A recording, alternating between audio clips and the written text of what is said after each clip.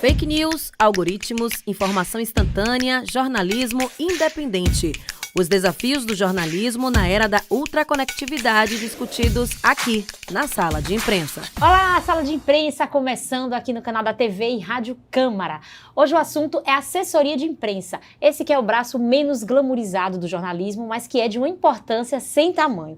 Para falar sobre isso, eu convidei ninguém menos que Moisés Brito, que é sócio e diretor de planejamento estratégico da Comunicativa Associados, agência de assessoria de imprensa com mais de 30 anos de história.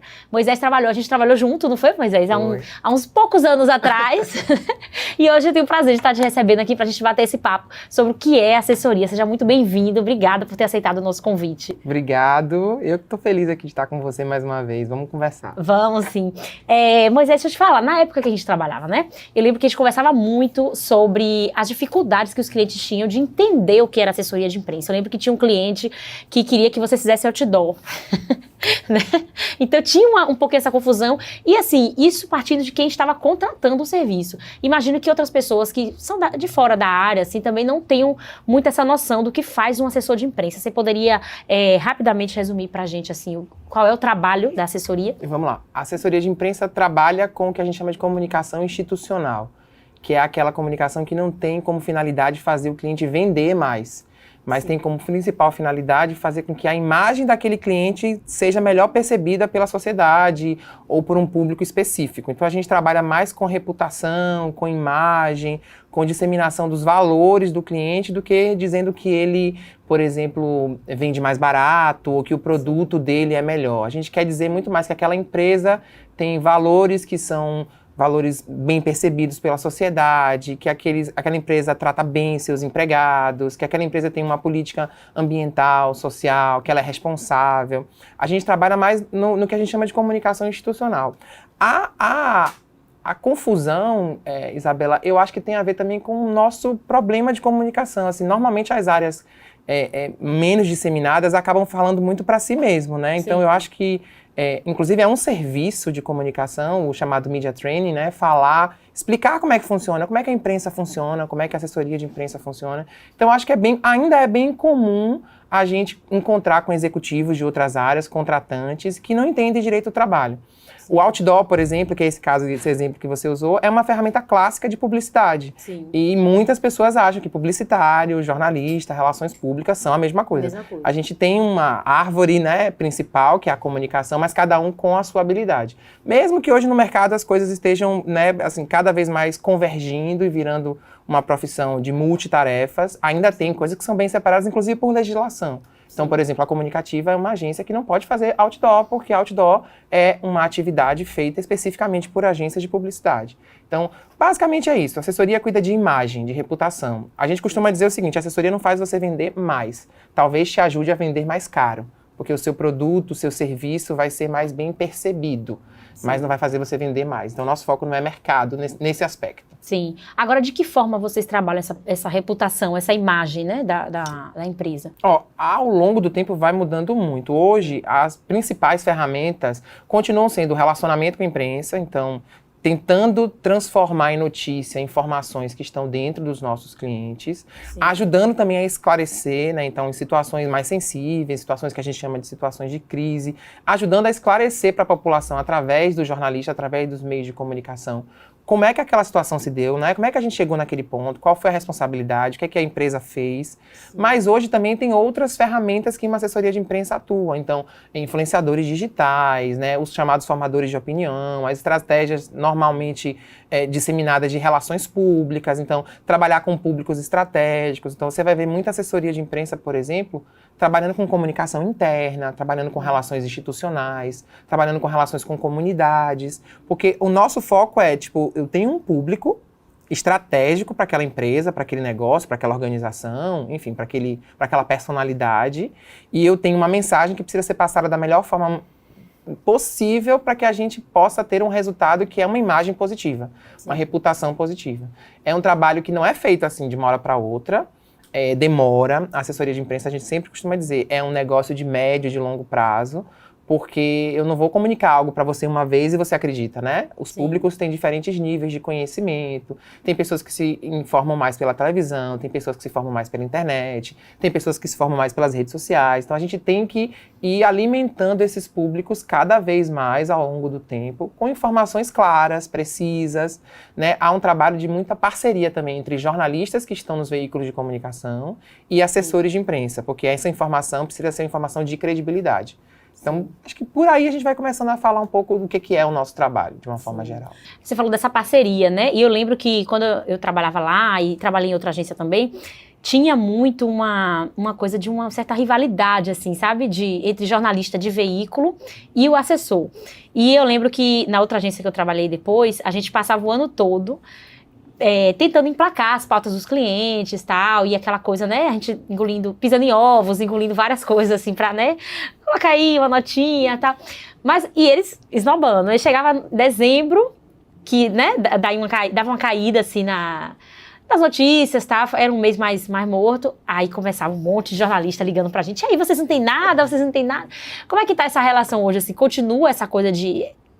Ainda tem um pouco esse ranço entre assessor e jornalista, que é uma coisa bem antiga, né? Assim, eu acho tipo que uma competição. Melhorou? Eu acho que melhorou. O que eu sinto assim, ó, historicamente, jornalistas ocupam a profissão de assessor de imprensa, não são em todos os países. Sim. Internacionalmente, essa atividade não é chamada assessoria de imprensa, é chamada PR, Relações Públicas. Então, há uma diferença muito clara. No Brasil, especificamente, por questões históricas, que não vale a pena talvez a gente tratar aqui, os jornalistas passaram a atuar como assessores de imprensa. Virou uma área naturalmente transversal. Então, é natural que você chegue numa assessoria de imprensa, você tenha publicitários, jornalistas, designers, relações públicas, mas majoritariamente jornalistas. Durante um tempo, a gente teve o que a gente chama de primazia da imprensa. Se a gente chegasse nos anos 90 no Brasil, por exemplo, a imprensa era muito forte, né? Sim. É a época do quarto poder e tal. Hoje a gente tem um mercado um pouco diferente. O profissional de assessoria de imprensa está muito hiper especializado.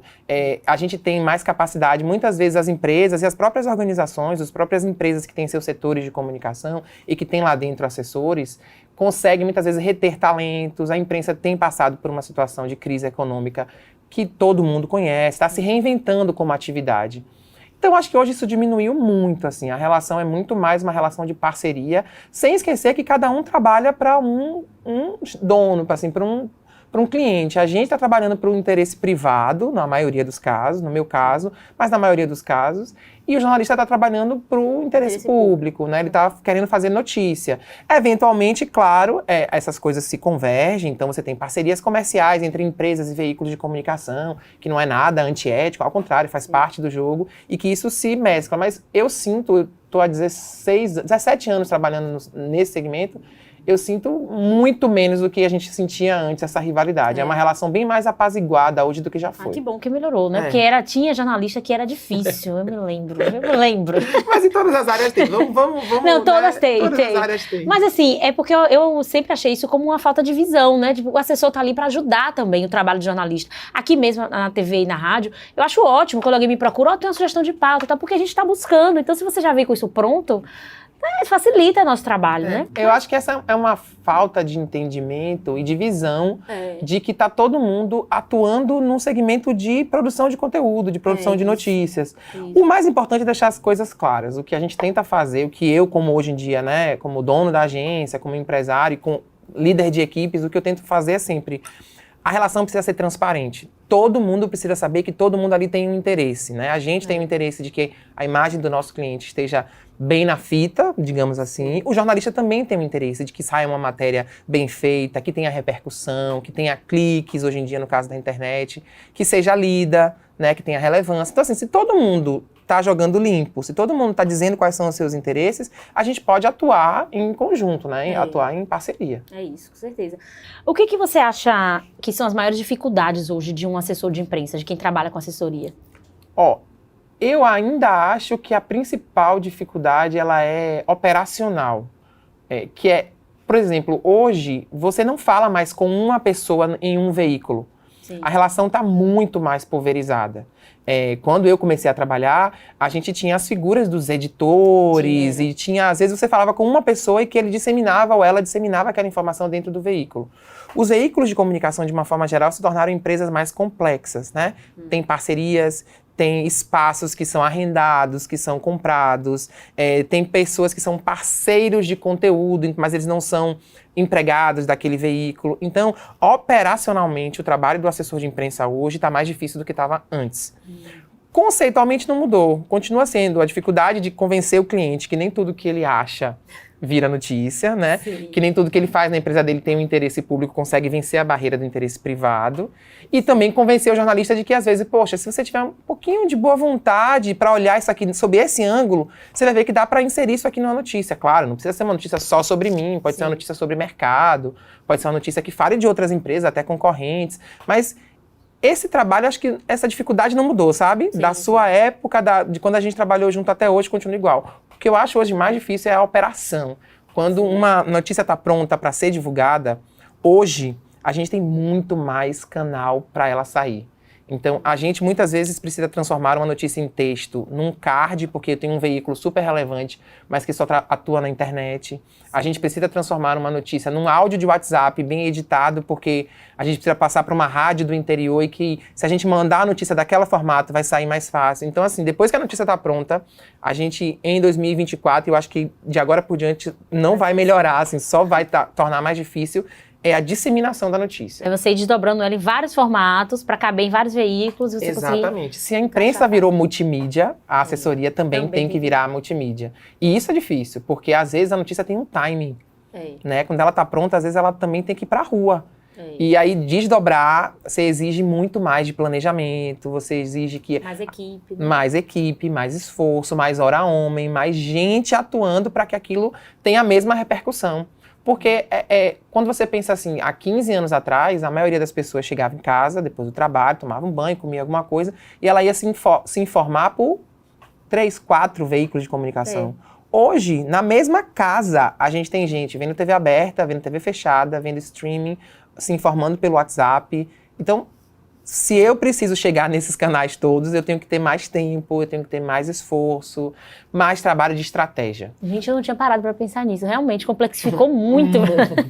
Por outro lado, você falou das dificuldades, eu também sinto, e conversando até com as nossas concorrentes, né, com agências que fazem parte da Associação Brasileira de Agências de Comunicação, que também a gente tem um entendimento maior de que o nosso trabalho é estratégico. Se eu sei que eu preciso transformar uma mesma notícia em 4, 5 formatos diferentes e que ela tem que ser divulgada nesse time, porque se ela for divulgada um pouquinho depois ela fica velha, o trabalho de estratégia ganha importância. Então, eu sinto também hoje, depois de tanto tempo que a gente está se reencontrando aqui, que nosso trabalho, de uma forma geral, é mais valorizado. Ah, que bom, né? A gente consegue participar muitas vezes antes do processo. Claro, tem clientes de todas as maneiras. Mas a gente ainda já tem mais uma ideia de que eu preciso acionar a assessoria antes. A assessoria precisa estar no processo um pouquinho antes, porque se ela não estiver no processo antes, a única coisa que ela vai conseguir produzir é um texto. Um entendimento maior por parte do cliente, né? De uma forma geral, sim, melhorou. Continuamos tendo o cliente que pede outdoor, mas a gente não mudou, não. Tem uma vez ou outra alguém que pede, mas a gente já sente um entendimento maior do nosso papel. Que bom isso. Agora, já que você começou a falar desses perfis de cliente, o que você acha que é mais difícil, assim, de trabalhar com os clientes de corporação, né? A Comunicativa trabalha muito com empresas, com instituições. Geralmente, quando eles contratam a assessoria, isso eu estou falando de uma coisa que eu via muito, né, na época, eles querem que eles contratam para a assessoria falar o que eles querem que fale, ou você acha que hoje você já consegue se inserir um pouco mais? Porque assim, quando a gente aprende na faculdade, né, o mundo ideal é que a assessoria, ela tem que estar dentro da empresa, né? No caso da Comunicativa, que é uma agência fora, ela tem que dialogar diretamente com a parte de comunicação da empresa para poder eles trabalharem em conjunto e tal. E, se possível, estar dentro mesmo, ter um setor dentro da empresa de assessoria para trabalhar. Mas na prática a gente não vê isso, né? Na prática era muita gente, empresa contratando assessoria para, eu quero que você fale isso e isso, e você vai falar, e eu tô te pagando. E como é que tá isso hoje, assim? Você falou que esse entendimento tá um pouco melhor, mas vocês conseguem interferir a ponto de fazê-las mudar de posicionamento, ou mudar, redirecionar a rota em alguns casos de crise, por exemplo, ou não? Muitas vezes é isso mesmo, vamos fazer o que dá aqui apagando incêndio. Aí tem de tudo, mas Sim. eu posso te afirmar com certeza uma pessoa que trabalha 16 anos no mercado corporativo, porque antes eu já trabalhei na área pública, hoje a gente consegue direcionar muito mais do que antes. Os casos de crise, a internet nos ajudou muito nisso. Sim. A internet e a descontextualização dos ambientes digitais, né, que você não tem todas as informações, né, a cultura do cancelamento e tal, fez com que as empresas tivessem um olhar muito mais atento para crises. Hoje em dia, a maioria das crises surge no ambiente digital. Um funcionário que fala alguma coisa errada, ou então um cliente que grava um vídeo mostrando um atendimento que está mal feito. Então, a gente, de fato, consegue interferir muito mais hoje do que antes. Se eu te disser que não tem clientes que dizem, olha, eu quero isso e pronto. Mas até nesse tipo de cliente, hoje a gente consegue, numa troca de e-mail, dizer, tá bom, a gente vai fazer, mas eu consigo te dizer que isso não vai ser convertido em notícia, isso não vai virar notícia. Tá bom, mas a gente precisa fazer. Então, o assessor ainda é muito visto como um resolvedor de problemas, né? Nos Estados Unidos eles usam a palavra mesmo, I'm a fixer, eu sou um consertador de coisas. Mas hoje é de fato um estrategista. De uma forma geral, Isabela, a gente consegue hoje mudar a rota, conversar. A maior dificuldade é quando as empresas são empresas que não têm o centro de decisão aqui. Então, nós somos uma empresa baiana, que 70% dos nossos clientes são de fora da Bahia. São empresas cuja sede está em Belo Horizonte, São Paulo, principalmente, Rio de Janeiro, Brasília.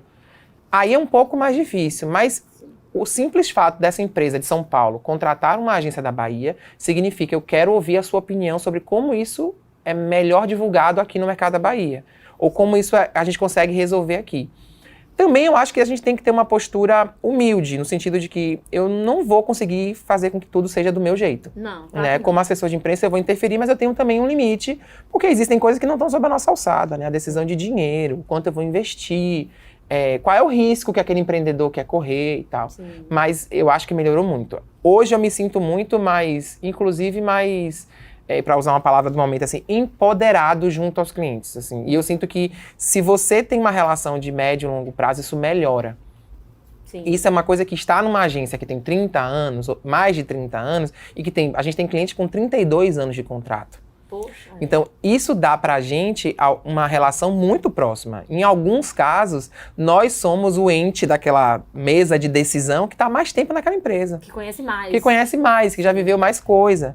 Então, isso também ajuda. Por a assessoria ser um parceiro estratégico, ele também é um parceiro a quebra de contrato demora mais. Sim. É mais simples você eliminar um contrato de outras áreas, mas a assessoria não, ele tem muita informação estratégica. Se é um cliente que a gente chama cliente crítico, né, que já passou por muita crise, a assessoria já tem muito conhecimento das porradas que aquele cliente tomou publicamente, tal, dos erros que eventualmente ele cometeu. Então, o assessor não é tão descartável quanto já foi. Sim, Quando eu isso. entrei no mercado, eu sentia muito, assim, sabe aquela conversa que você deve ter ouvido na faculdade? O primeiro corte é da área de comunicação. Era isso que eu ia dizer agora. Hoje eu não sinto tanto Que isso. bom, Eu sinto que a maré mudou, a internet mudou, mas também as agências mudaram. As agências não fazem mais só assessoria de imprensa clássica, relacionamento, Sim. envio de press release e tal. Ela também faz rede social, ela também faz comunicação interna, ela também faz comunicação com outros públicos. Então isso tem nos ajudado a manter uma relação mais estável com os clientes. Sim. Que bom. E assim, eu me lembro, né, não vou dizer aqui o nome do cliente, eu lembro que tinha um cliente extremamente problemático. A gente tá falando de quê? De 2010, 2009, 2010, né? Sim. Eu tenho que 14 anos, né? E que era uma rede, né, de supermercado e tal, e que sempre tinha crise, sempre. E aí o que eles diziam era, bota aí, estamos trabalhando para resolver isso. E era só. E na verdade, aí eu lembro que eu ficava assim, conformada, gente, não é possível que eles não querem saber da gente o que a gente pode propor para eles melhorarem isso. É só estamos trabalhando, não estava trabalhando coisa nenhuma. Era só, pagava para que vocês fizessem esse posicionamento, mas não estava mudando nada. Então, assim, o que você está me trazendo aqui já é maravilhoso. Vocês conseguem dizer, vamos mudar isso, está dando problema toda hora. Vamos ver. E eles ouvem, né? A gente hoje sente que esses clientes conseguem nos ouvir. Sim. Existem, claro, interesses que estão acima dessa conversa de comunicação. Mas eu acho que também houve uma mudança na sociedade. Em 2010, a sociedade aceitava uma nota de posicionamento genérica. Hoje em dia, essa nota de posicionamento vai para os veículos, dos veículos vai para os perfis de redes sociais, e nos perfis de redes sociais a gente tem os famigerados comentários. E lá você tem uma nova conversa sendo desdobrada.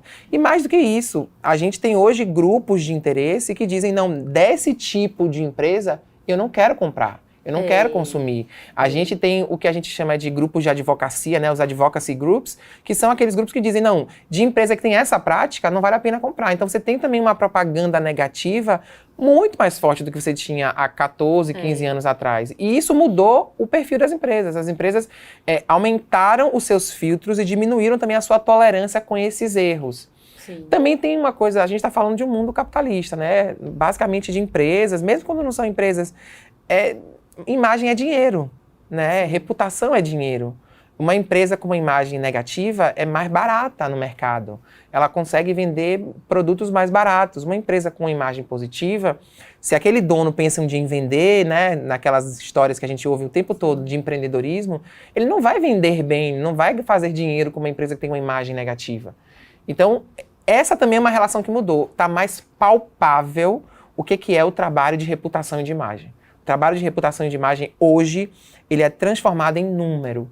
E não é mais uma coisa intangível. Toda assessoria de imprensa, inclusive, tem um dos seus grandes desafios, é isso. Mostrar para o cliente qual é o retorno sobre aquele investimento. Sim. Eu estou tendo uma assessoria de imprensa, o que eu estou ganhando com isso? Então, é um trabalho que está mais claro, assim, mais transparente. E também de dizer, olha, a gente não ganhou mais esse mês, a gente não teve mais esse semestre, porque a gente não produziu coisas legais, porque a gente ficou empatado de produzir boas notícias, porque você teve uma falha muito grave na sua operação. Então, as empresas também começaram a entender isso. Se eu tenho, por exemplo, no caso de uma rede de varejo, sistematicamente atendendo mal os meus clientes, e isso vai virando notícia, não tem assessoria de imprensa que faça essa imagem. Então, assim, ele entende que não é mais um trabalho artificial. Não que jamais tenha sido, nunca foi. Sim. Mas, de fato, a gente tinha menos fonte de informação, a gente tinha menos capacidade de dialogar com as empresas. Hoje, não. Isso mudou completamente e mudou o nosso trabalho.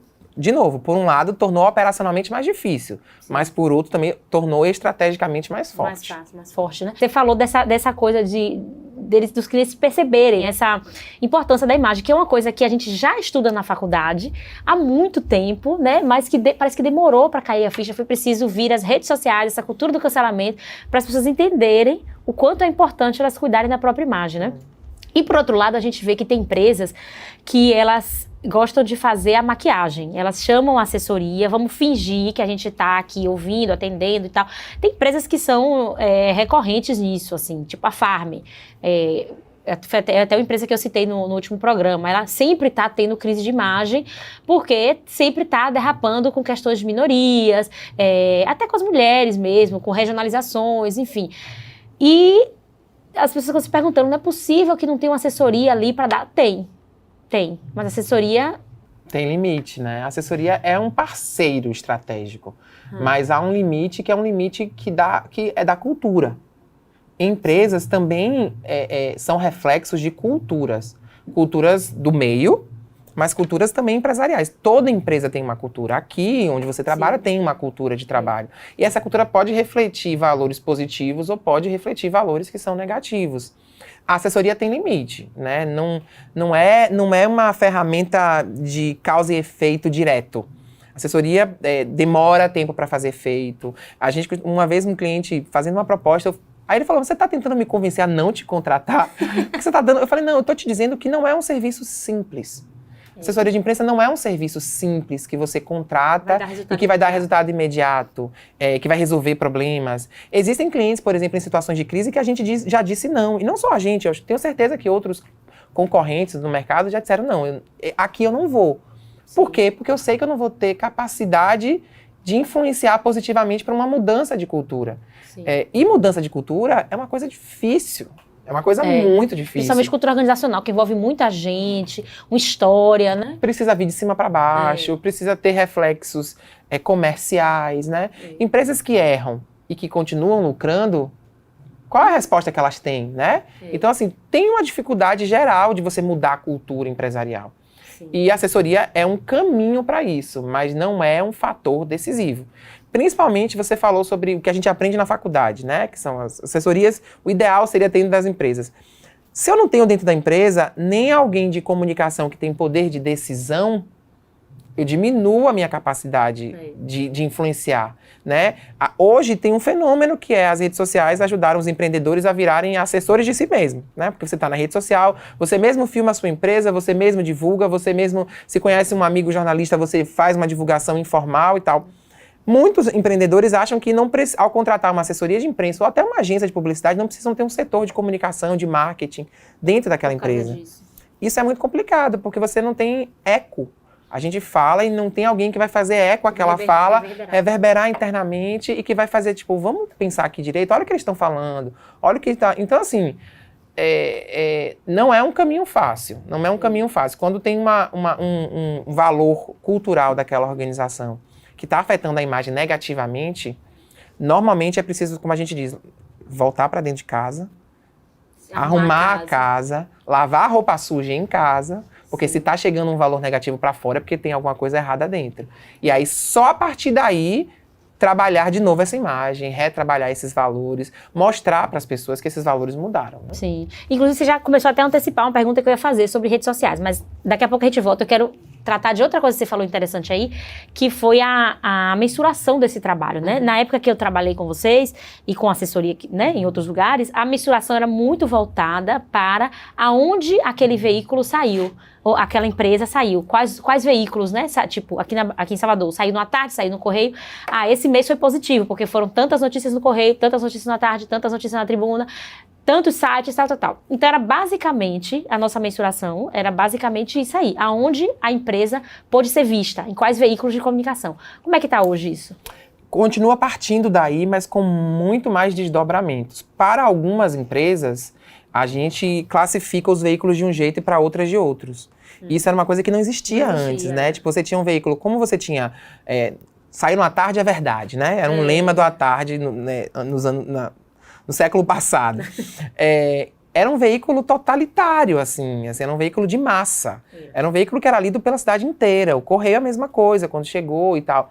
Hoje não. Para alguns clientes, um site médio é mais importante do que um veículo assim. Claro, a televisão continua sendo o veículo mais importante, mas ao mesmo tempo é o veículo mais difícil de você emplacar uma notícia, porque a televisão trabalha muito com uma linguagem visual, trabalha muito com o dia a dia da cidade, com violência, com trânsito, com clima, com política, enfim.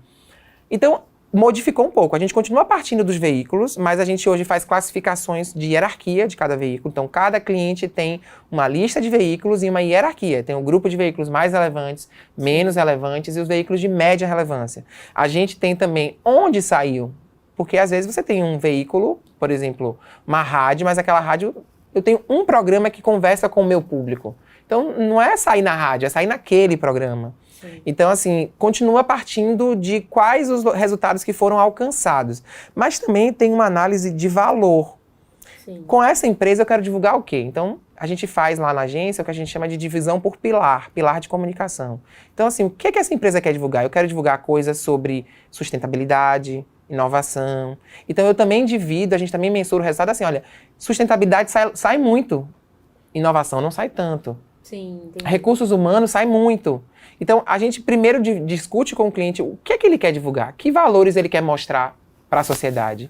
Divide as nossas notícias que a gente produz dentro desses valores, depois os resultados. Então, você consegue acompanhar do início ao fim. Eu tenho como um valor inovação, mas as notícias de inovação, elas representam X% dos meus resultados ao longo do ano. Então, eu consigo mensurar e consigo entender, olha, talvez inovação não seja um valor tão simples de passar na Bahia. Em outro mercado, porque a gente trabalha com empresas que estão no Brasil inteiro, talvez seja melhor. Mas na Bahia, esse valor tem um fit muito grande com a imprensa. Então a gente vai também mostrando para eles que, assim, nem tudo que é valor para ele é valor para a imprensa da Bahia. Sim. Ou para as pessoas daqui. Então tem coisas que aqui são mais noticiáveis do que em Recife, do que no Ceará, do que em São Paulo, do que em Brasília, entendeu? Sim. Então tem outras maneiras de mensurar. Mas continua partindo de quais os principais veículos Sim, e como a isso. gente consegue. O veículo de comunicação que divulga ainda é a principal forma de vocês conseguirem quantificar o trabalho de vocês. Ainda é. Quando o assunto é imprensa, que a gente chama de hard news, né? Sim. Hoje a gente tem clientes que a gente faz relatórios de influenciadores digitais. Sim, é isso aí que eu queria chegar. Vocês não mensuram o trabalho de vocês nas redes sociais? Mensura também. Quando a gente tem contratos de gestão de redes sociais, essa mensuração vem das próprias plataformas, né? Sim, Da Meta, as do métricas, LinkedIn e tudo, tal. né? E quando é uma ação de relacionamento com, por exemplo, o que a gente chama de soft news, né? Gastronomia, moda, aquilo que não tem mais editoria nos jornais. Quando eu comecei, tinha editoria de moda, editoria de saúde. Hoje em dia não tem tanto. Isso tudo migrou para a internet. Então, você tem influenciadores falando de lifestyle, de moda. Então, aí a gente tem as métricas dos influenciadores, que podem ser ações comerciais, influenciadores contratados para poder passar uma mensagem que o cliente está pedindo, ou podem ser ações de relacionamento. Sim. Onde a gente convence influenciadores a dizer, olha, experimenta isso aqui, experimenta esse serviço, que isso vai fazer com que ele possa falar bem daquela empresa ou daquele valor. Também com os influenciadores a gente vai mensurando por valor. Esse influenciador conversa bem com que valor que eu tenho da minha marca. Porque cada marca tem vários valores que estão associados ou que ela quer que estejam associados a ela, né? Sim. Entendi. Muita coisa mudou, viu? Muita coisa. Assim, como tudo, né? Porque a gente vem acompanhando os desdobramentos aí do jornalismo, da publicidade. O último programa que eu fiz foi sobre publicidade. A gente falou muito disso, né? Do que mudou tanto, assim, da década de 80 para cá. E a gente está passando por uma revolução da comunicação. Estamos no meio dela. E é isso. Tá todo mundo tentando, né? Tateando um pouquinho, uns mais, outros menos, tentando se estabelecer aí. Agora eu quero falar um pouquinho sobre a assessoria para pessoas, para personalidades, né?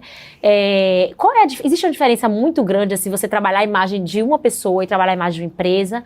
Qual é, assim, o principal desafio? Eu acho que o principal desafio é que as variáveis são menos controladas quando a gente fala de uma pessoa. Sim. Você vai dizer, tem certeza? Porque uma empresa às vezes tem 15 mil funcionários. Sim. Numa empresa existe um trabalho, inclusive, que é um trabalho de comunicação, de assessoria de imprensa, que é o trabalho de gerenciamento de riscos. Que é levantar o que pode causar problema aqui, né? Da mesma forma como a gente falou no outro bloco, né? Da mesma forma como a gente levanta os valores positivos que aquela marca tem, quais valores eu quero me associar, eu sei assim, onde é que eu posso ter problema? Então eu posso ter problema na área ambiental, eu posso ter problema com segurança, eu posso ter problema... Quando a gente trata de uma pessoa, cada pessoa é um universo.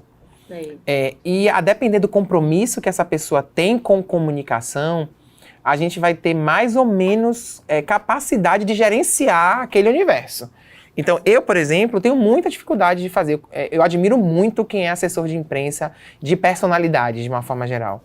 Porque, hoje em dia, uma personalidade pode acordar de manhã, pegar o celular, fazer um stories e gerar uma crise completamente sem nenhum controle. Você não vê um CEO de uma empresa fazendo isso, ou o diretor regional de uma empresa de varejo fazendo isso, né? É um pouco mais controlado. Então, eu acho que o fato de ter muitas variáveis faz com que o trabalho com pessoas seja um pouquinho mais sensível. Além do que, existe uma questão para agências, que é o tempo dedicado. Como nós somos uma empresa que vende serviço, a nossa principal variável é a gente. Então, quando eu penso numa empresa, eu posso fazer, olha, quantas horas mais ou menos por semana um profissional sênior consegue dedicar a esse cliente? E normalmente, depois de um tempo, a gente já consegue fazer essa conta bem simples. Quando se trata de pessoas, não.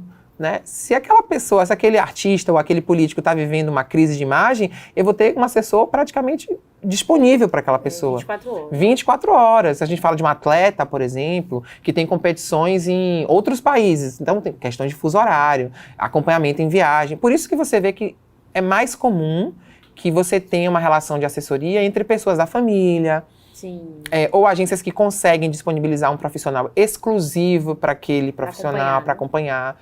Então, assim, eu acho mais fácil fazer de empresa, de órgão público, de eventos, do que de pessoas. Mas vocês trabalham com pessoas lá, não? Hoje não.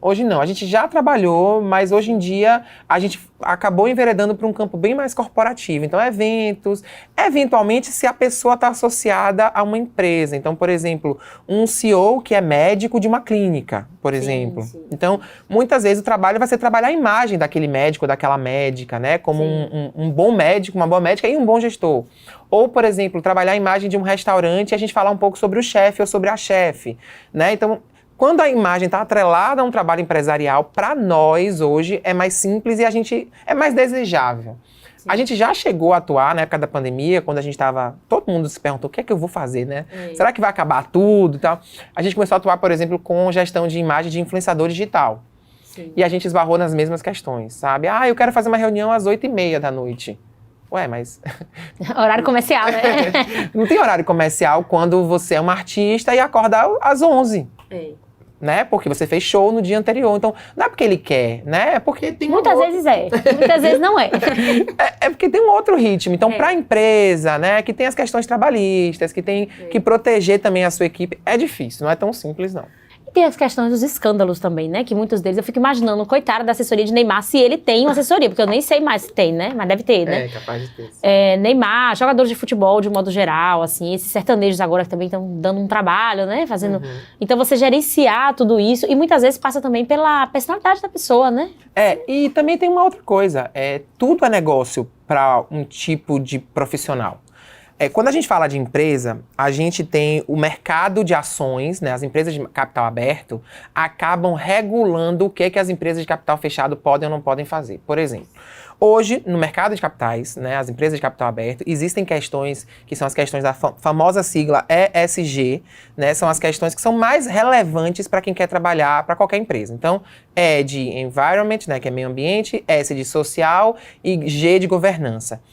Se está tratando de uma dessas coisas, isso vai causar um problema. Mas existem personalidades que vivem do escândalo. O escândalo é ruim para empresas, mas para personalidades, às vezes, é um motor de visibilidade. Então, também isso é muito difícil, porque a assessoria trabalha nessa lógica que você falou. Poxa, isso aqui é ruim, isso aqui pode causar o dano para sua imagem. Aí tá, pode causar o dano à noite. De manhã, passou um dia, você aumentou o número de seguidores, você... Então, é uma lógica diferente. Eu não estou dizendo que essas pessoas necessariamente trabalhem para gerar escândalos, mas a gente sabe que o trabalho de assessor de imprensa, ele é muito mais sensível para trabalhar com pessoas por causa disso também. A lógica é um pouco diferente. Você não pode trabalhar, por exemplo, com uma empresa e dizer, tem um caso de racismo aqui, ou de homofobia, ou de misoginia, ou de capacitismo. Todo mundo vai querer tratar aquilo para dizer, olha, eu não sou capacitista, eu não sou misógino, eu não sou homofóbico. Quando a gente fala de um atleta, de um artista, ele pode dizer, mas não foi isso que eu quis dizer. E daqui a pouco ele pode se envolver de novo no mesmo problema. E isso não necessariamente diminui o número de ingressos que ele está vendendo no show, o número de streamings que ele tem. É outra lógica, entende? Então, às vezes você precisa... Por isso é bom ter alguém da família, algum amigo, alguém muito próximo, ou um assessor exclusivo, porque você vai se conectar àquela pessoa de um jeito que você começa a entender a lógica daquela pessoa. Sim. Eu costumo dizer o seguinte, não tem gerente de marketing ou gerente de comunicação que a gente tenha que se conectar tanto quanto a gente teria que se conectar a um artista, a um político, a um esportista. Porque aquele gerente de marketing, por mais que ele tenha uma característica própria, ele faz o filtro da empresa. Sim. A empresa tem valores que vêm antes do valor dele. No caso de uma pessoa, não. E às vezes esse valor muda de um dia para a noite. Um dia você não tratava sobre essas questões, agora eu quero tratar sobre essas questões, né? Quando a gente vê essa coisa da cultura do cancelamento, esse caso que você citou agora sobre o Big Brother e tal, nunca foi um caso para ela tratar publicamente. Pois é. Ela nunca tratou disso. Então a assessoria dela talvez nunca tenha conversado com ela. O que você pensa sobre questões raciais no Brasil? Porque é uma cantora que tinha uma atividade... Por exemplo, ela já falou muito sobre a questão da diversidade. O público dela é um público muito LGBT. Então, a questão da interseccionalidade nem era dada para ela. Eu falo de diversidade porque eu tenho um público LGBT. Tá, mas quando você se colocou de frente numa situação com um rapaz negro, olha como é que você agiu. Então, talvez isso nem tenha sido tratado. Você não desculpa uma empresa por isso. Imagina uma empresa chegar a público e dizer, olha, desculpa, eu fui racista, esse funcionário meu foi racista, porque a gente nunca tratou disso. Você vai dizer, o quê? Jamais. Nunca fez um treinamento? Você não tem uma cultura de diversidade? Então, olha, nossa empresa foi pega num escândalo ambiental. Não, a gente nunca pensou sobre isso. O quê? Não tem desculpa. Não tem desculpa, né? Mas pra personalidade tem. Por quê? Porque tem fã. E é humano, né, gente? E é humano, e você vai crescendo. E tem gente que gosta também dessa lógica do eu vou crescer em público. Então eu tive um problema, então eu vou ter toda uma trajetória para mostrar. É um outro tipo de trabalho. Inclusive, eu acho assim, dificílimo de fazer. E às vezes é meio babá também, de você ficar ali, não, deve ser horrível. Não, porque tem gente que tem talento pra tudo, gosta, né? Então... É isso. Agora, existe um perfil, assim, de cliente que você acha assim, olha, esse perfil é muito difícil, eu não pego nem por 1 milhão por mês. Não sei. Eu costumo dizer, a gente gosta lá na agência de cliente que tem crise. Sim, porque cliente que tem rocha, né? Porque cliente que tem crise tem espaço pra gente conversar. E é desafiador. É desafiador, o cliente está disposto a ouvir alguém, porque ele passou por um problema, então ele está disposto a ouvir alguém ele não quer ficar no problema. Empresário nenhum, empresário gosta de estabilidade, empresário gosta de poder trabalhar, vender seu serviço, vender seu produto de forma estável. Mas assim, olha, a gente hoje tem uma comissão de diversidade dentro da própria agência. Pra gente isso virou um valor, sempre foi pessoalmente, mas hoje a gente quer transformar isso num valor empresarial. Então a gente talvez não atendesse empresas que fossem muito claramente pegas durante muito tempo em questões raciais, sabe? Sim, tipo ou em questões de LGBTfobia, porque isso é de fato uma coisa que vai... Nossa equipe é majoritariamente feita por pessoas pretas, né? Pessoas negras, né? Pessoas pretas e pessoas pardas. Nossa equipe é 1/3 formada por pessoas LGBT. Então, tipo, vai ser um pouco mais difícil, né? Mas a gente também tem que entender que, tipo, as empresas que estão cometendo erros precisam de alguém que pegue na mão e diga, vamos por aqui. Graças a Deus, a gente tem tido um contato com empresas que estão querendo, pelo menos, discutir os assuntos. Hoje, isso eu falo com muita clareza, é muito difícil um assunto ser um tabu numa empresa. O assunto são discutidos, as empresas estão se antecipando, estão contratando gestores palestrantes de sustentabilidade, palestrantes de diversidade, estão tratando dos assuntos internamente para tentar com que esses assuntos não aconteçam. Vão sempre acontecer porque, no final das contas, não é só uma empresa, é um humano, né? É uma pessoa que às vezes não acordou bem e tratou mal uma pessoa, que às vezes tem seus próprios preconceitos e leva para o trabalho. Então, assim, pode acontecer, mas não tem um cliente especificamente, uma área, um segmento específico que não. E você já pegou, assim, clientes que tenham essa antecipação que você está falando dos problemas, que querem discutir essa coisa de diversidade e tal e tal? Eu vejo, como público, não estou falando como profissional, nada, mas tem algumas empresas que eu percebo nas redes sociais, que tá usando essas bandeiras assim, de uma forma muito oportunista, né? Você já percebeu isso, assim, em alguns momentos, em alguns clientes? Como é que você lida com isso? Porque, claro, né? Hoje em dia você falar de empoderamento feminino, hoje em dia você falar de diversidade racial, diversidade né, LGBT e tal, isso dá visibilidade, né? Isso dá dinheiro também. Então, claro que tem aí um monte de empresa que tá querendo falar isso da porta para fora, para as pessoas entenderem lá que, eu sou aberta, eu sou livre, mas da porta para dentro, não. Aqui não, mulher não chega na direção, né? Preto não ocupa a cadeira. E aí, como é que você já percebeu uma situação dessa? Você lida como? Já. Normalmente, eu brinco especificamente lá na agência, que a gente é o ministro do VDM. VDM, eu vou fazer um xingamento rapidinho aqui, mas eu vou pedir licença pra vocês. É o do vai dar merda. Que normalmente eu, especificamente, mas também as minhas sócias, às vezes a equipe de atendimento não se sente sênior o suficiente pra poder fazer esse debate, aí chama a gente pra aquela mesa de debate. De dizer, olha, não vamos falar de pauta de Dia da Mulher, porque a gente não tem nenhuma mulher no board de diretoria. Não faz sentido. O que a gente está percebendo é que esse espaço de eu dizer isso não vira mais um climão como virava há 10 anos atrás. Que bom. Há 10 anos atrás, se a gente dissesse assim, mas quantos pretos tem na diretoria da empresa? Viravam. Hoje não. Poxa, mas é de fato. Eu falei, então não vamos falar sobre isso, não. Vamos falar sobre como a nossa empresa como porta de entrada para jovens negros, porque muitos jovens negros utilizam a nossa empresa no Brasil inteiro como porta de entrada para o mercado de trabalho. Ah, legal. Aí, porque é um caminho. Toda empresa, se analisar a questão de uma forma séria, ela vai perceber que ela tem coisas a melhorar e tem coisas a serem exploradas. Também o nosso trabalho, aquilo que eu te falei, né? Ter a humildade de dizer, tá, mas por que a gente vai falar de mulher se a gente não tem, por exemplo, licença maternidade estendida?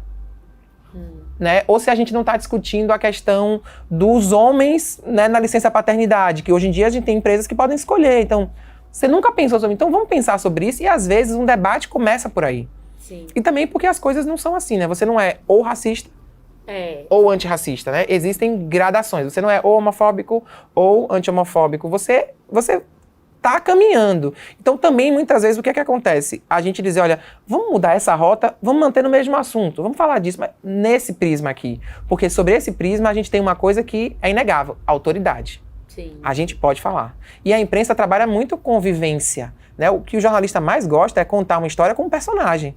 Se eu não tenho um personagem, né? Então, hoje, o que é que a gente já sente? Por exemplo, a gente sente empresas como o McDonald's, por exemplo, é o nosso cliente que eu falei que tem 32 anos na agência. Poxa, Quando chega uma data como essa, o pedido é assim, gente, por favor, procurem histórias de mulheres, no Dia da Mulher, procurem histórias de mulheres em posição de liderança na sua regional.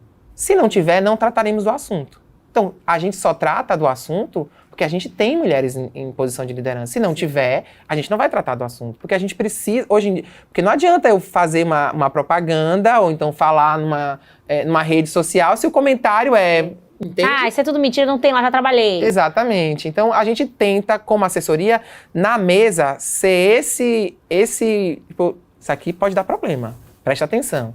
E eu sinto que a gente é mais ouvido hoje do que já foi antes. Isso é ótimo.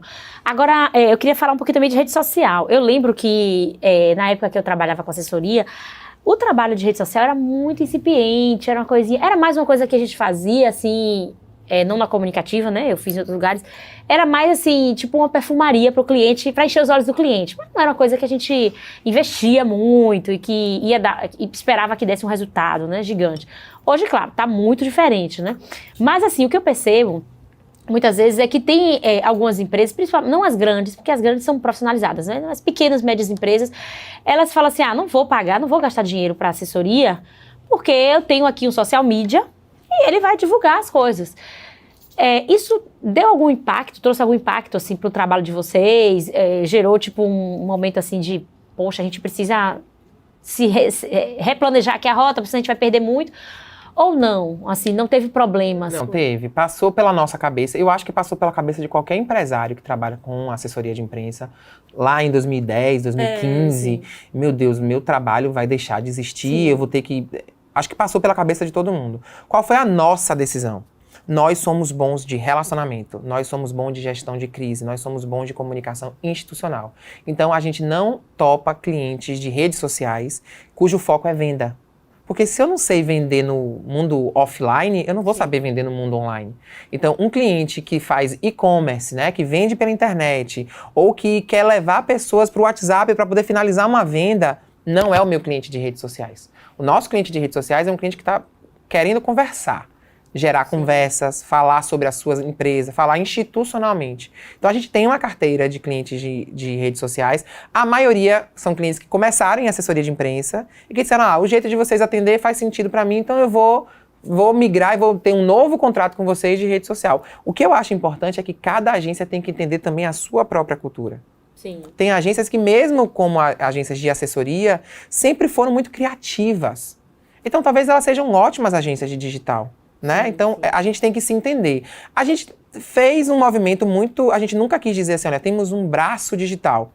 Porque a gente sempre teve medo de saber o que a gente ia fazer mesmo. Hoje não. Hoje está muito claro pra gente. A maioria dos clientes que a gente atua nas redes sociais tem um foco em gestão de crise, em comunicação institucional. Eu não estou querendo aumentar o número de seguidores, aumentar o número de engajamento. Eu estou querendo passar informação de forma consistente de valores que a minha empresa tem, que às vezes eu não vou conseguir passar na imprensa, porque isso não é notícia. Sim. Porque o jornalista está cobrindo as chuvas, que são muito fortes em Salvador, e aí o assunto não fura a pauta, como a gente costuma dizer, e aí eu vou para a rede social, porque é o meu canal, é a minha mídia própria. Mas, de fato, em algum momento, todo mundo que trabalha com comunicação institucional pensou assim, acabou. Mas acho que também que foi uma coisa que passou rápido. O que a gente sentiu foi que rapidamente, 2010 era assim, uma agência digital a cada 2 meses você tem uma agência digital. Os clientes começavam a dizer, ele me faz post, mas se eu pergunto como eu respondo isso aqui, não sabe. Sim. Porque quem sabe responder uma crítica ácida feita em público, normalmente é assessor de imprensa, porque a crítica estava vindo da imprensa. O jornalista é um ser crítico. é alguém que, tipo, numa conversa de WhatsApp, diz, tá, mas por que ele tá falando desse jeito?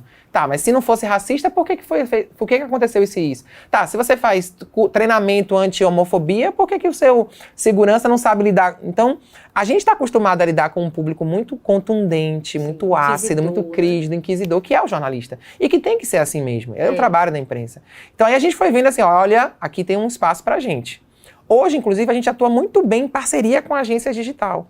A agência digital fazendo o trabalho dela de crescimento, de visibilidade, de mídia, fazendo aquela mensagem chegar no maior número de pessoas possíveis, e a gente atuando como alguém que faz filtro, que analisa se é o melhor momento de postar aquilo, se aquela abordagem naquela legenda tá correta ou não, se a gente pode, por exemplo, uma empresa nunca falou sobre diversidade na vida, mas no meu Instagram tá lá para todos, que é tipo, você criar legendas para pessoas que não veem. Sim.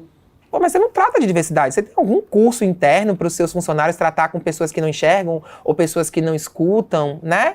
Não, nenhuma. Mas na sua rede social você tá falando de inclusão.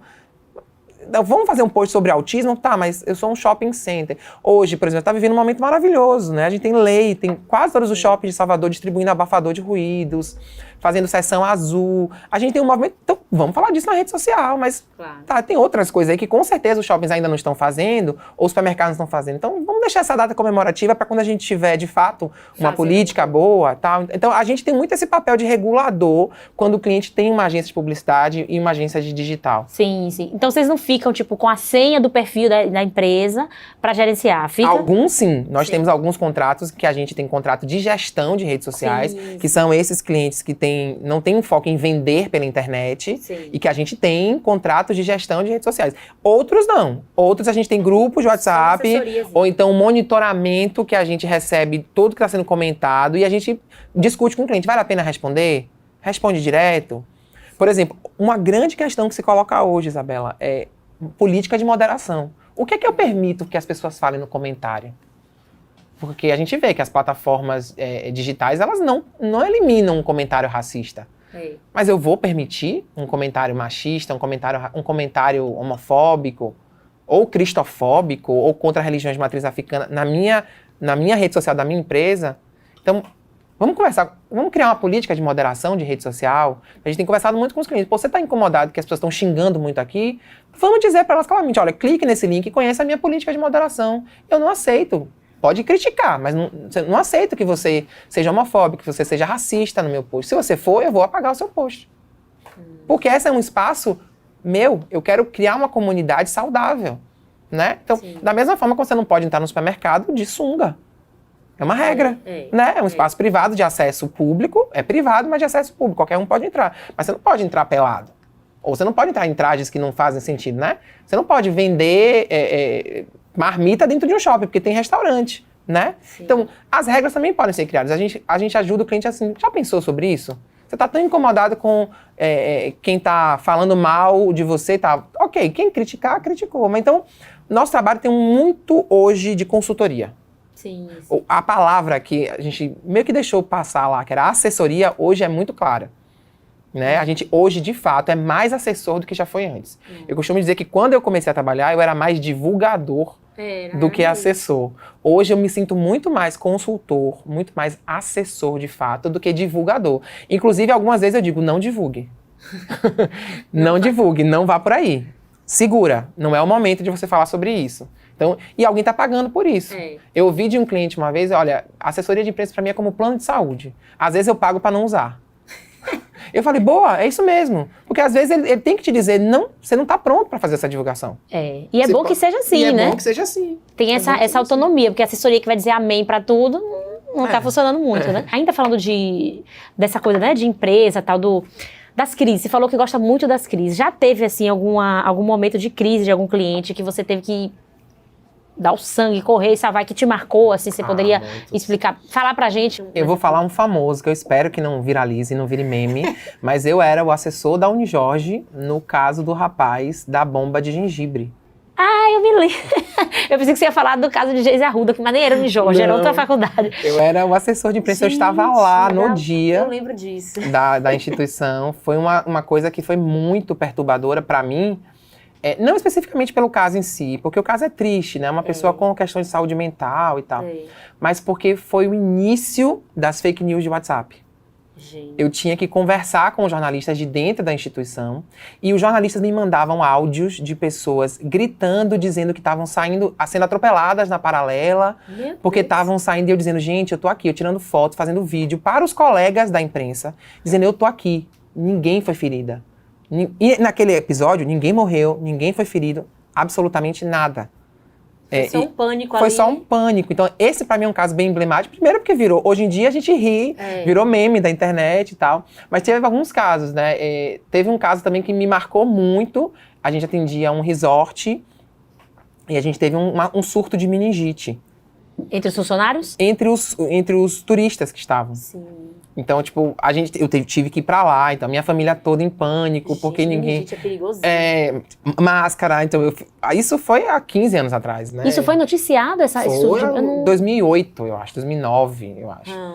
Tem bastante tempo, então, tipo, a gente foi pra lá. A gente conseguiu que a imprensa, a gente fez, esse resort fez, na época, a maior vacinação privada contra a meningite. Contratou, vacinou todo mundo, manteve todo mundo. Os hóspedes recebiam cartas por debaixo da porta para que as pessoas pudessem ter informação. As TVs foram muito parceiras, foram para lá, se deslocaram, porque não é em Salvador, né, na região do Litoral Norte. Foram para lá mostrar a vacinação em massa, todo mundo sendo vacinado. Funcionários primeiro, depois todo mundo que estava, os hóspedes e tal. Então, tem alguns casos que são muito emblemáticos, assim, e que ficam quase que marcados, assim, pra gente, de uma forma geral, né? Mas tem casos muito tristes, né? Casos de acidentes e que acabam causando morte e tal. Tem casos que são muito emocionais pra gente. Mas também tem casos, por exemplo, de ameaça de bomba em shopping center. E, tipo, ao vivo, 2 da tarde, todos os programas de TV ao vivo, e não era nada. Mas quadrão antibomba lá e tal. Então, assessor tem que ter uma certa frieza para esses momentos. É nesse momento que a gente costuma dizer assim, tá, serve pro trabalho, não serve pro trabalho. Sim, e já teve casos do cliente não ouvir vocês em momentos de crise? Não vou fazer o que você está fazendo, não. Já. E se dá mal? Não, já teve casos, sendo honesto, já teve casos em que se deu mal, já teve casos em que não fez diferença. Já teve casos em que a gente disse, demita. E o cliente disse, não, eu prefiro não demitir, não quero fazer isso. E já teve casos em que a gente disse, não demite, o cliente falou, vou demitir. No caso de um funcionário que errou, por exemplo, numa conduta e tal. Sim. Não tem regra, assim, não tem Se tivesse, a gente não tinha os casos, você citou várias marcas aí. Se tivesse, é diferente. As regras de gerenciamento de crise ajudam em situações muito técnicas. Por exemplo, é sabido no mundo inteiro as regras de gerenciamento de crise em caso de acidente de avião. Sim, sim. Por quê? Você vai aprendendo a cada novo acidente. Então, todo mundo que trabalha no sistema de aviação civil no mundo inteiro sabe. Mas sabe a partir de casos que foram aprendendo. Por exemplo, hoje no manual de crises diz que você tem que ter atendimento religioso. Mas por quê? Porque já houve casos em que as pessoas só queriam ouvir do seu pastor, do seu padre, do seu líder, e não tinha ninguém ali para confortar aquela família que perdeu um ente querido. Foi aprendendo, as indústrias vão aprendendo, né? A indústria química tem manuais de gerenciamento de crise muito bons, a indústria automobilística. Então, assim, nem tudo não é 100% assim, o que a gente diz vai funcionar, entendeu? Tem uma certa sensibilidade também, que às vezes é do momento. Às vezes a gente está errado, assim, o assessor tem que ter também a humildade. E também, eu acho que a principal humildade é a de dizer, eu não estou pronto para tomar essa decisão. Sim, às vezes você está numa mesa onde você tem pessoas que você não está pronto para tomar essa decisão, né? A gente já teve caso, por exemplo, de afogamento de criança em piscina. A gente tem na época, né, não vou citar o caso, mas a gente tinha os vídeos mostrando que os pais foram negligentes. Saíram da piscina, deixaram uma criança na piscina de adulto. Poxa. A decisão era, a gente mostra o vídeo ou não? E vocês não mostraram? Não mostramos. Eu, na época, não tive opinião. A empresa levou a culpa? Não. Assim, o caso vai pra justiça, a empresa falou, eu vou tratar disso na justiça. Eu não vou deixar vazar imagem nenhuma que mostre esse pai e essa mãe sendo negligente. Eu não tive opinião na época. Eu era muito novo, eu falei assim, gente, eu não sei dizer. Porque talvez sim, talvez não.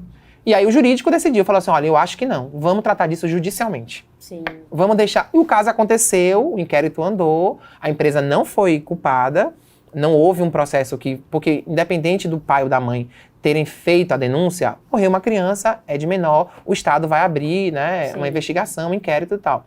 Mas aí você faz uma escolha. Então, nem sempre você sabe o que decidir. Gente, é muito triste isso, né? Você não sabe o que fazer, entendeu? Você defende o cliente. E hoje você faria o que nesse caso? Hoje eu não colocaria.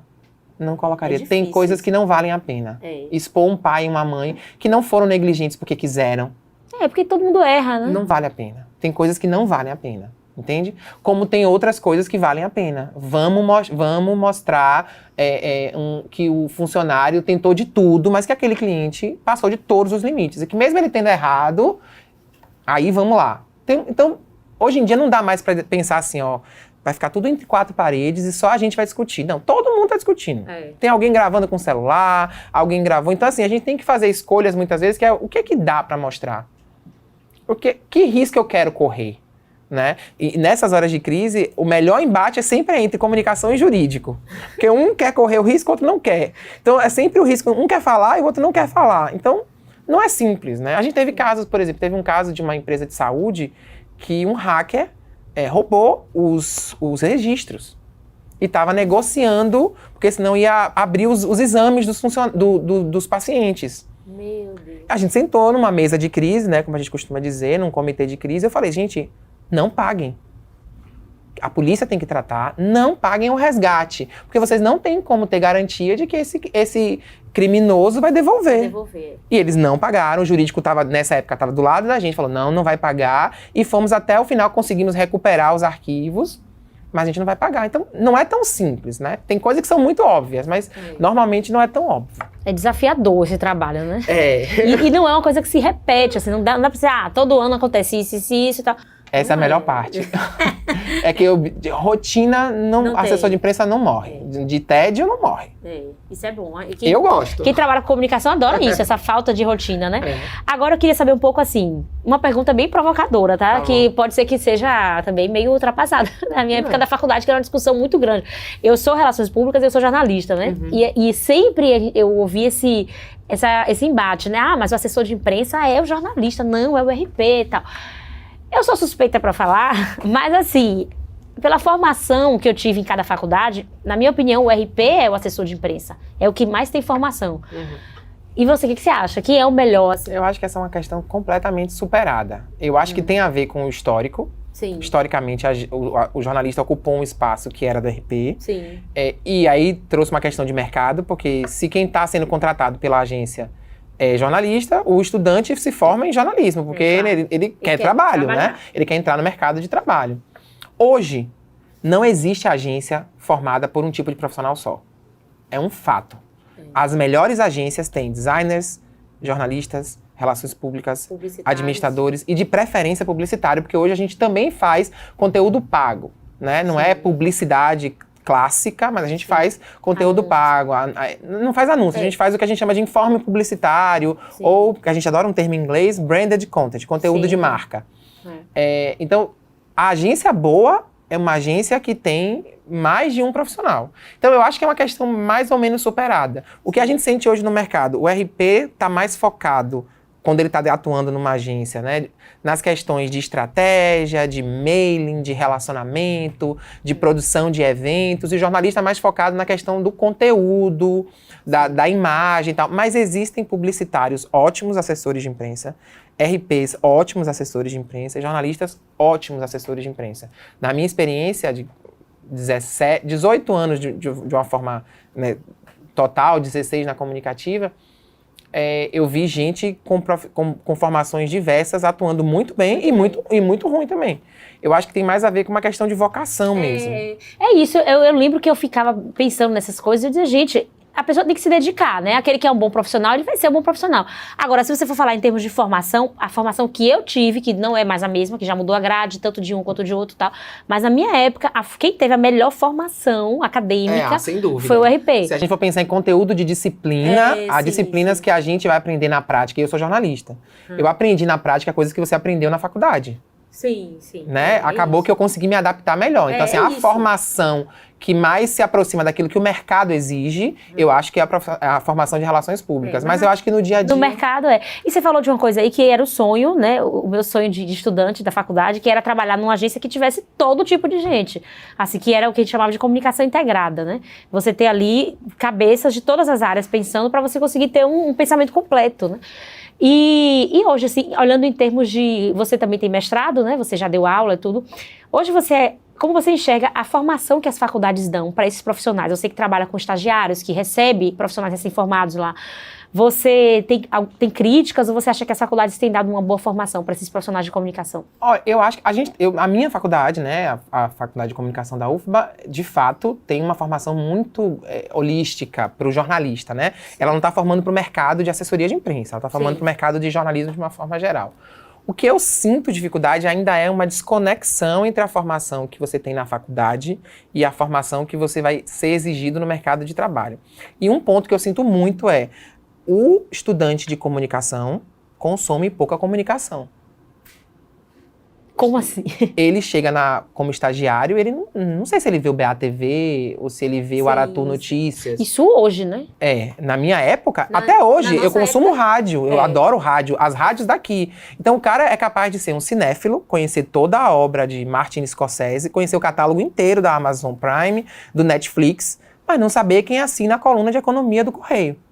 Se você vai trabalhar com comunicação corporativa, eu acho que ainda tem um descolamento entre o conteúdo consumido pelo jovem que está entrando na faculdade hoje e aquilo que ele vai precisar conquistar no mercado pensando em assessoria de imprensa. Mas também não só isso, pensando também no estágio lá na redação. Você sabe, se você não sabe como a tarde escreve, você não sabe que tipo de pauta Record, como é que você vai pleitear um estágio, né? Se você não consome aquilo. Eu vejo que o jovem que está formando, e eu não sei se é uma questão da faculdade ou uma questão de geração. Geracional, Eu vejo ele muito mais ligado nas redes sociais, nos produtores, nos chamados criadores de conteúdo, nos influenciadores digitais, do que nos produtores de notícia tradicional. Só que hoje, no mundo, o debate que a gente vê é um debate de regulação das redes sociais e de volta da imprensa como aquela que tem condição de dar uma informação com credibilidade para a população. Porque se a gente continuar se informando só pelo WhatsApp... o caminho não é bom. Então, como as democracias estão no mundo inteiro sofrendo com essa crise da imprensa, eu acho que a gente precisa reaproximar as faculdades de jornalismo, as faculdades de relações públicas dos veículos locais. Por quê? Uma coisa que eu falo com muita tranquilidade e que eu falo para todo cliente que vem nos contratar. A assessoria de imprensa é a única habilidade da área de comunicação que ainda se mantém regional. Empresas de São Paulo podem contratar uma agência digital na Malásia. Se tiver alguém que fale português, produz lá. Publicidade é a mesma coisa. Você pode... Uma agência de São Paulo pode atender o Nordeste inteiro, porque compra a mídia no Nordeste inteiro. Assessoria, não. Só nós daqui conhecemos como o Correio funciona, como a Tarde funciona, o BNews, o Bahia Notícias, o G1, o iBahia. A gente sabe quem são os influenciadores locais daqui, a gente sabe quem são os jornalistas daqui, o que é que eles gostam de receber. E a cultura que está muito ligada também com esse consumo de notícias, essas coisas. Exatamente. Então eu acho que está faltando uma relação mais próxima entre o jornalista e o RP, informação, e o consumo da mídia local. A mídia local precisa ser mais consumida. Não é uma questão fácil de resolver, porque ela também precisa ser mais atraente, eu acho, para esse jovem. Mas essa é uma questão que eu, como empresário, sinto. Meu estagiário, eu tento dizer para ele, olha, vai ler o Correio, vai ler o G1, vai ler o iBahia, vai ver o BNews, vai ver o Bahia Econômica, os sites daqui, porque são esses lugares que vão reproduzir o conteúdo dos nossos clientes. E é uma coisa que, tipo, na minha época não precisava dizer isso, né? A gente já lia e, tipo, eu me achava muito informada, porque eu fazia clipagem e eu lia tudo. E eu tinha orgulho de dizer, eu leio todos os jornais. Hoje em dia, a gente ouve dos estagiários dizendo assim, que bom que eu vim trabalhar aqui, porque eu conheci o veículo X, porque eu tenho que clipar. Gente, não conhecia o veículo. Não conhecia. Mas acho que pode ser muito geracional isso também, viu? Muito geracional. E a gente tá numa cultura muito de nicho, então os jovens ficam muito... Em algoritmos e bolhas, né? Exatamente. Então, eu acho que tem a ver com isso. Porque às vezes você vê um jovem que tipo, não conhece o BNews, que é um dos principais sites aqui, ou o Metro 1, mas ele tem todo o catálogo de filmes coreanos ou de doramas do Netflix na cabeça. Já viu tudo, entendeu? Que bom pro repertório dele, mas pra inserção dele no mercado de trabalho... E aí eu acho que aí entra também um pouco da falta de de compreensão, assim, do que... Eu não sei, eu acho que essas gerações estão meio... Tá faltando algumas coisas, assim. Ao mesmo tempo que tem muita informação, né, acho que eles não estão sabendo lidar. Porque, tipo, você tá estudando jornalismo, você não quer prestar atenção no mercado de jornalismo, entendeu? Algumas coisas que não encaixam muito, não sei se é o excesso de formação. E a falta de mediação, né? Os espaços de mediação estão em crise no mundo inteiro. As artes, né? O que é que você pensa sobre racismo? Na nossa geração, pensa sobre racismo o que a gente viu nos filmes, o que a gente viu nas novelas, o que a gente viu no teatro, o que a gente leu. As mediações estão em crise. Então, eu acho que a gente está vivendo um período que as coisas estão se transformando. A ideia do eu faço eu mesmo faço a minha imprensa, eu consumo notícia sozinho. Não. A gente precisa de médicos para dizer o que é doença, a gente precisa de jornalistas para dizer o que é notícia. A gente precisa de RPs para dizer o que é comunicação corporativa, entendeu? Então, assim, essa ideia de que todo mundo pode fazer qualquer coisa e que... Não é assim, eu preciso de nutricionista para passar dieta. Não adianta ir no Google, olhar no meu influenciador digital preferido e aí ele vai me dizer como é uma dieta. Não, eu preciso de um profissional que estuda 4 anos, 6 anos. Então eu acho que também a gente está passando por uma crise de mediação e a imprensa tem a ver com isso. E a assessoria também, né? Tipo, a gente tem que produzir conteúdo que seja útil. Conteúdo que faça sentido, que vai chegar não só no jornalista, mas no público também, né? É isso. E aí você deu uma brecha aí pra gente entrar em negacionismo, e na crise das instituições, e na descredibilização do jornalista. E é tanta coisa que a gente vai conversar que eu queria fazer 10 programas aqui. Mas, infelizmente, a gente vai ter que encerrar. Mas eu amei esse bate-papo. Gostei muito dessas boas notícias que você me trouxe aqui, né? Do mundo da assessoria, que mudou muita coisa, que na época eu ficava inconformada. Gente, como é que as pessoas estão pagando? Mas mudou por causa de gente inconformada como você. Porque muita gente reclamou, claro. Que bom, né? E assim, tô feliz aí com o sucesso de vocês lá. Obrigado. Né? Que a comunicativa ainda tenha muito tempo de estrada. E... tudo de bom, gostei, amei muito. Vamos marcar mais conversas, né? Estamos aqui à disposição. Obrigado pelo convite mais uma vez e é só chamar que a gente está aqui. Vamos lá, então. E para você que está aí nos vendo, né? Se você gostou desse programa e quer revê-lo, pode assistir o nosso canal do YouTube, @TV e Rádio Câmara Salvador. Lá também estão todas as outras edições do Sala de Imprensa para você assistir quantas vezes quiser e sempre que quiser. E a gente termina hoje por aqui. E aí você já sabe, nosso encontro é toda quinta-feira, às 13 horas, no canal 12.3. E toda sexta-feira também às 13 horas, na 105,3 FM. Até mais!